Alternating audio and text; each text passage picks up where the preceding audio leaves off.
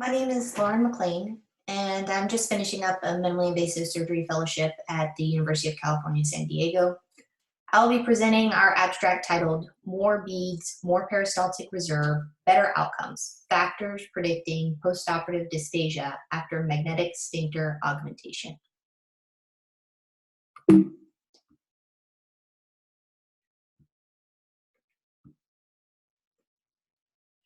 Here's a list of our disclosures.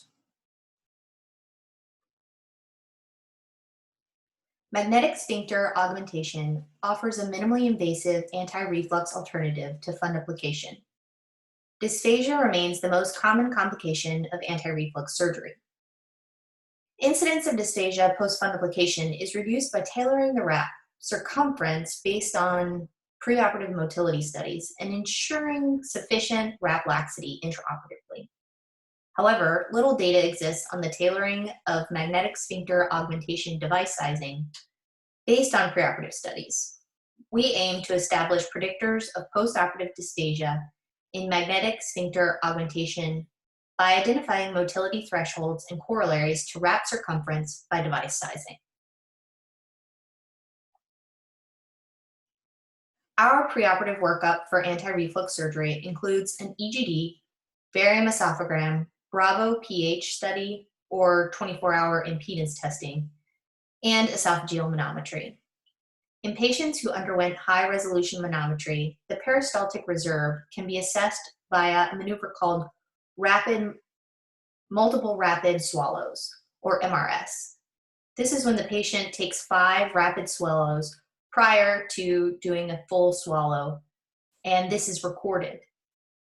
A low distal contractile integral after MRS is an indicator of poor peristaltic reserve. Additionally, one can compare the ratio of distal contractile integral after MRS versus the DCI after a normal wet swallow.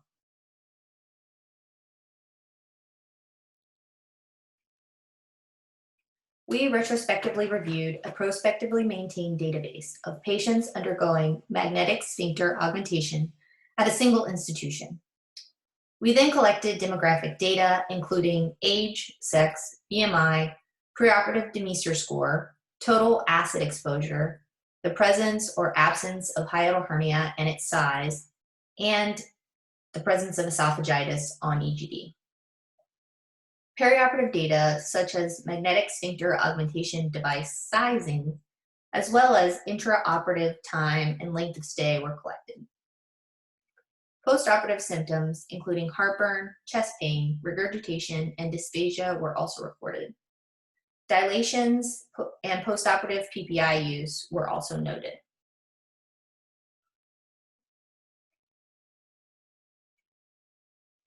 There was no significant difference in BMI, Demeester score, total acid exposure, presence of a hiatal hernia, radiologic reflux, or esophagitis on EGD in those who developed postoperative dysphagia compared to those who did not.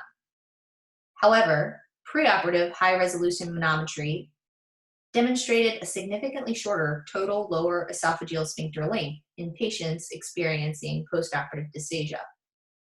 When looking at the preoperative high-resolution manometry of patients with dysphagia, we found no difference in abdominal lower esophageal sphincter length, resting pressure, residual pressure, relaxation, median wave amplitude, or distal contractile integral after wet swallows.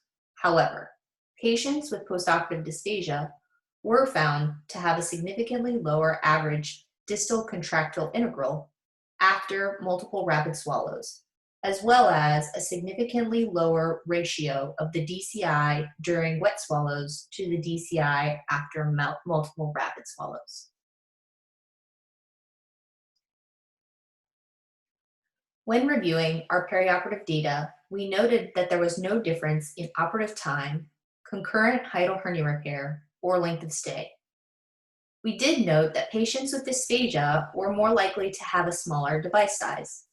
We defined small devices as those with 12 to 14 beads as compared to large devices with 15 to 17 beads. We also saw that patients who did not have dysphagia postoperatively tended to use PPIs more often. In conclusion, larger magnetic sphincter augmentation device sizing decreases the likelihood of dysphagia after magnetic sphincter augmentation. We postulate that this may be due to an increased radial force required to open small devices. Moreover, the use of multiple rapid swallows during preoperative high-resolution manometry can elucidate patients that are at an increased risk for postoperative dysphagia and may need more careful intraoperative sizing during magnetic sphincter augmentation.